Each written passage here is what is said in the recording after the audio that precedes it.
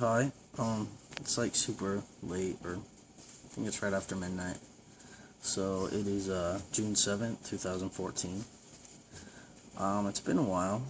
Sorry, I'm in bed, about to go to sleep, and I keep forgetting to do something, so we'll see if I keep this. So yeah, surgery is coming up. It's a week from this upcoming Tuesday. Today is officially Saturday. It's still my Friday. So it's coming up fast. My insurance should be paying for all the hysterectomy. At least that's what I've heard thus far. So that's nice. The rest is kind of complicated. So I have my appointment on the 26th with Dr. Corey Agarwal, which she seems really nice so far, so that's been nice. Been working with her assistant Haley to kind of figure things out, but I applied for a loan through this one website, and I was approved. And so I was approved because my dad was kind enough to co-sign with me, so that was really cool. But so we signed all the paperwork today, well, Friday, today, my day. And it's all ready to go, but my dad wanted me to at least see if my bank would offer a loan so that we wouldn't have to go through a different organization altogether. So I contacted them in the morning, and they were supposed to contact me by the end of Friday, and they haven't, so I'm hoping Monday they'll say something. If not, I'm going down for my kind of pre-op for my hysterectomy in Ogden, and so if I have to like drop off this stuff or fax it in or something for the other one, then I can do that, and hopefully it'll be okay. I have to have all the money in by the 12th, so that's kind of stressful, but I'm hopeful everything will turn out okay. Sorry, my cat is wanting attention, as usual. This weekend is Pride Week, so, yeah, I have a lot going on tomorrow. I have a birthday party. Happy birthday, Chloe, she's 7.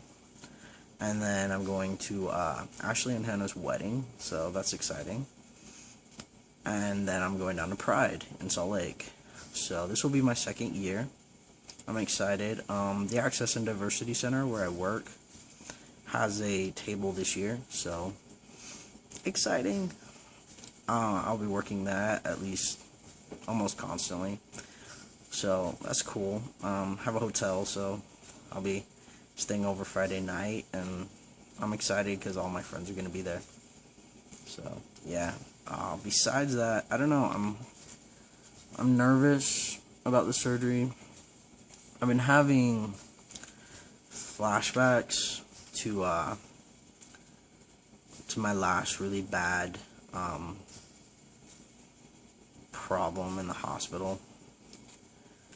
So that kind of, yeah, I like have anxiety attacks. I've had panic attacks. The anxiety seems to set off the panic attacks, and I like read online supposedly the difference between an anxiety attack and a panic attack is anxiety is like has a trigger, and once you remove yourself from the trigger, you're okay. And then with a panic attack, it usually doesn't have much of a trigger. Like, it's not obvious what sets you off. Sorry, bug. But, yeah, now I'm, like, creeped out. There's a bug in my nose. But it has, like, physical manifestation. And that's been the thing is, it's like, I'll start with an anxiety attack. Like, I'll get anxious. Mostly, like, if I have any pain. Wow, I think I'm bleeding. That's no fun. And then, once that pain is there and I start getting anxious, that's when the panic attack sits in, and yeah, sorry, I'm bleeding. And so then I like, the pain gets really bad, and The first time I had a panic attack, I ended up going to the hospital because it was so bad. So that was not fun at all. So I'm a little bit nervous,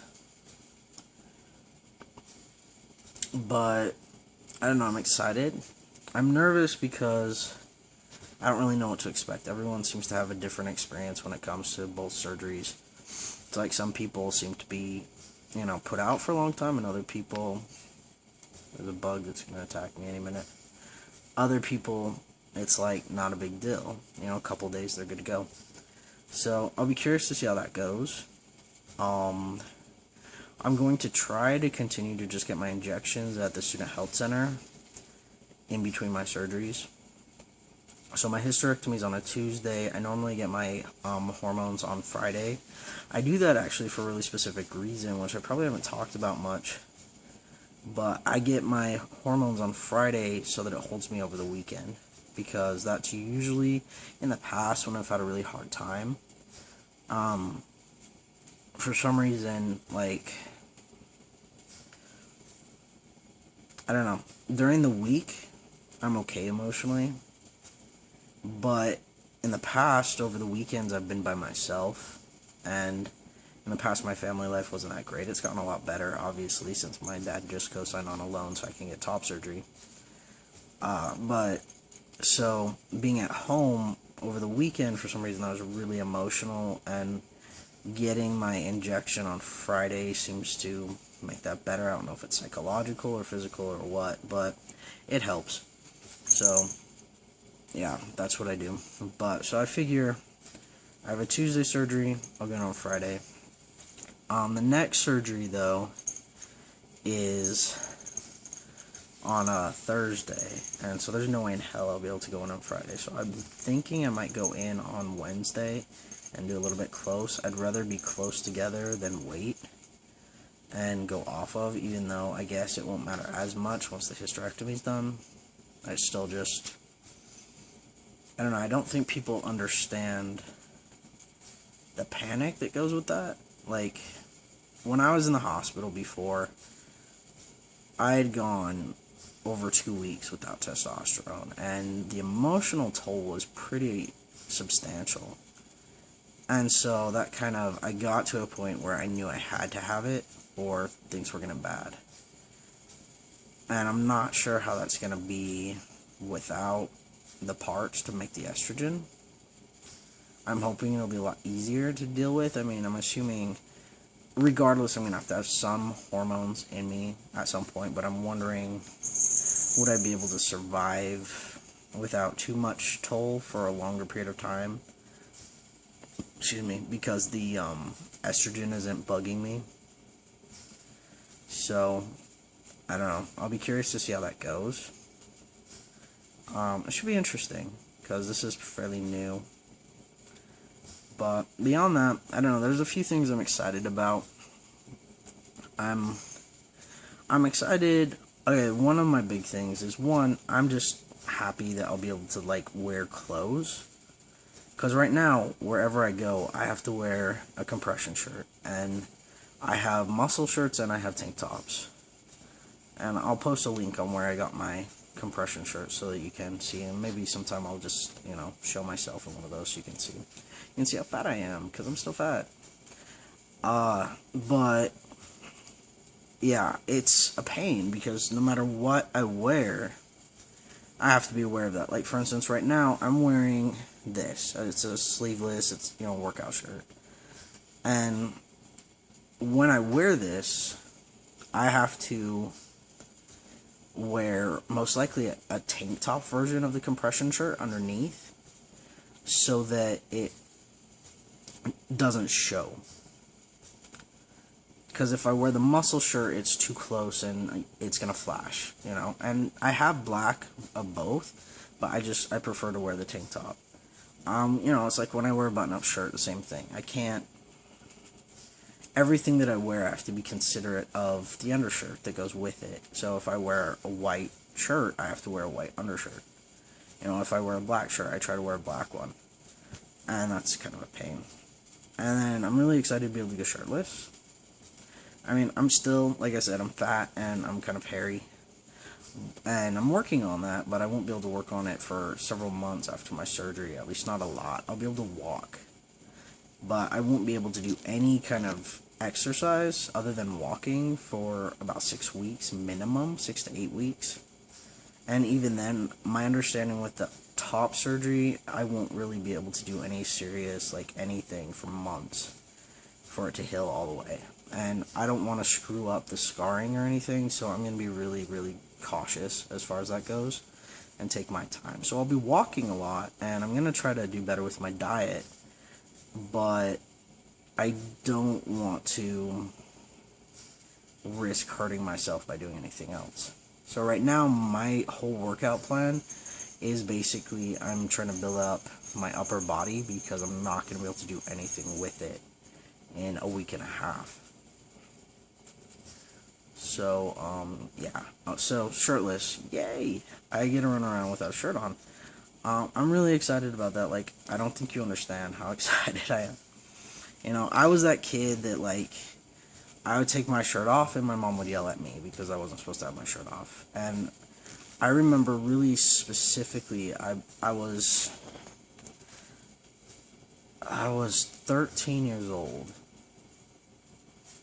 and I had a tank top on, and I was at this camp, and one of the camp leaders took me aside and basically said, you know, you need to put something under that because you're showing your chest.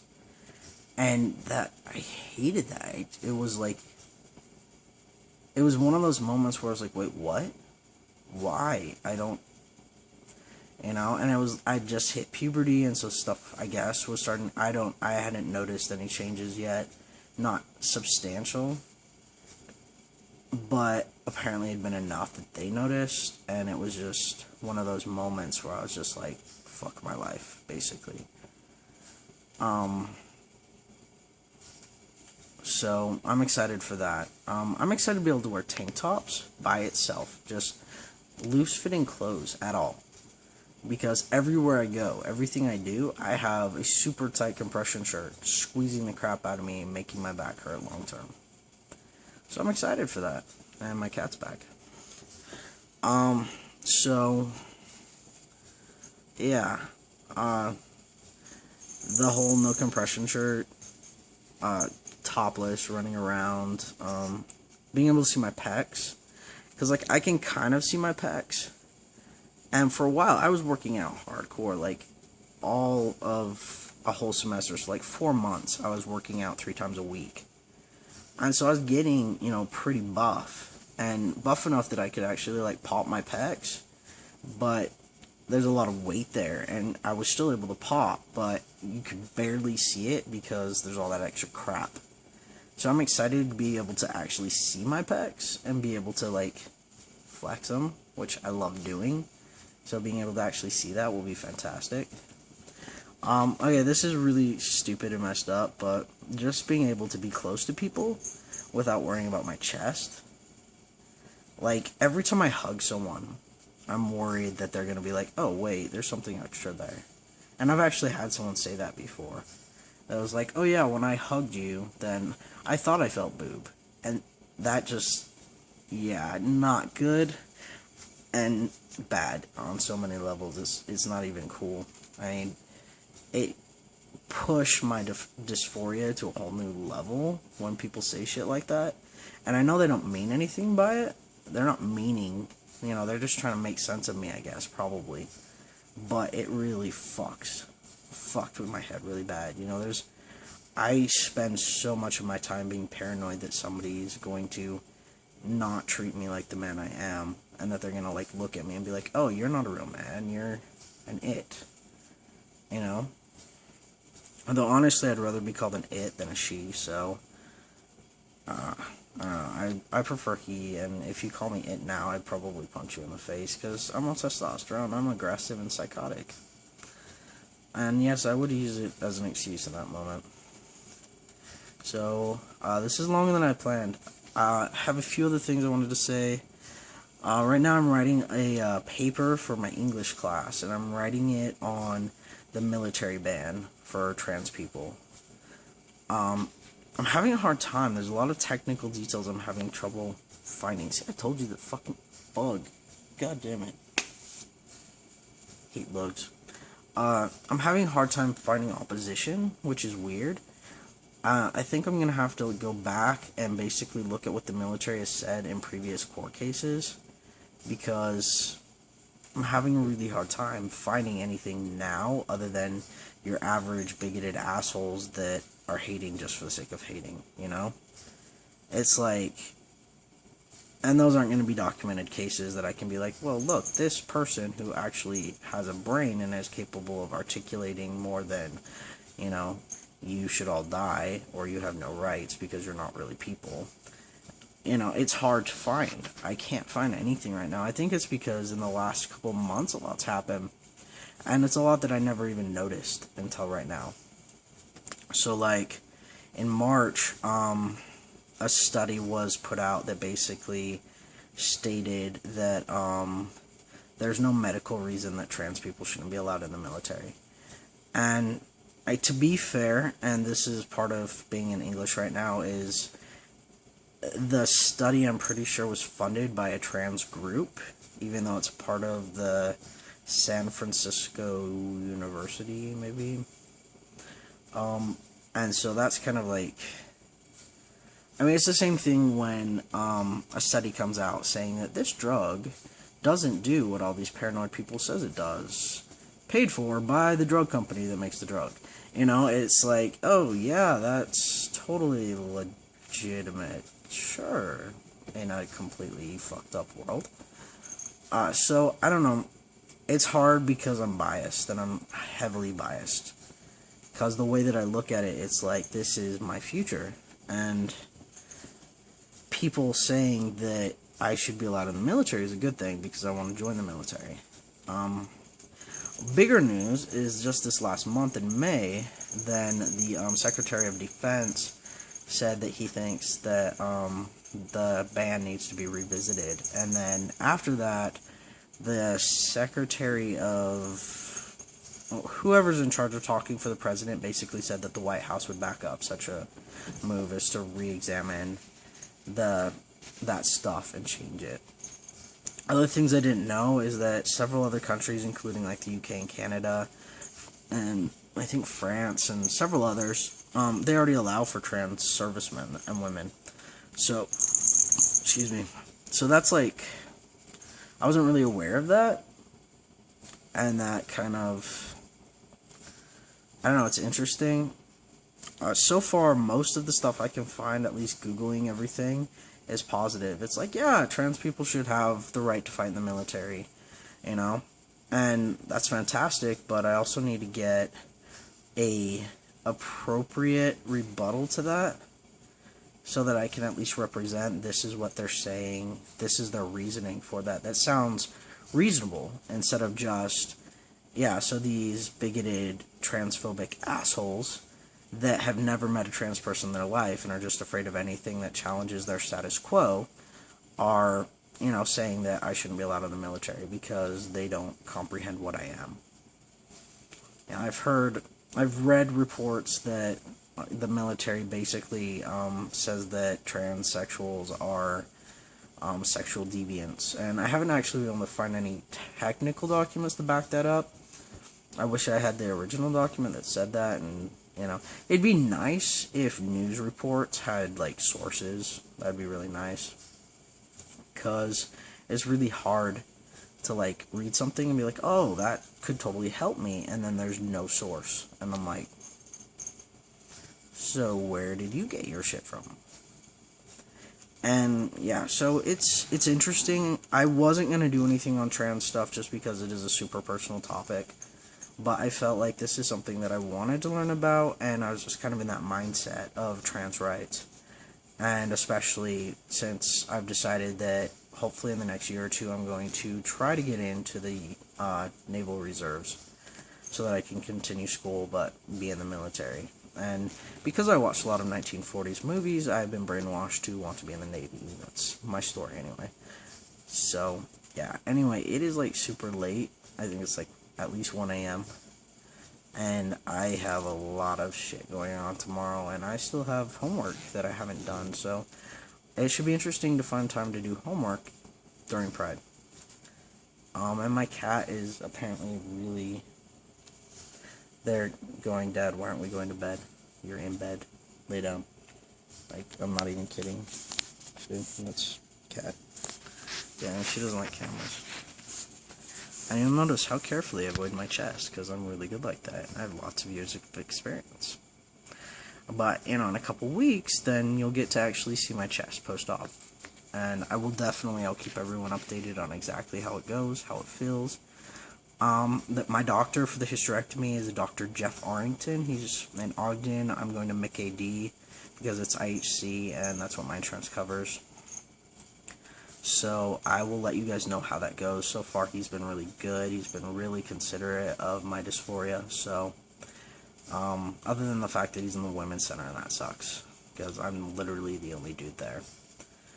But so far, he's done really well. I think it helps that my doctor at the Student Health Center, James Davis, he's amazing, and he's been super supportive. So, yeah, that's everything that I can think of right this moment. Maybe I'll make a random video with my friends or some such silly nonsense so that you can see I do something other than randomly make these posts in the middle of the night.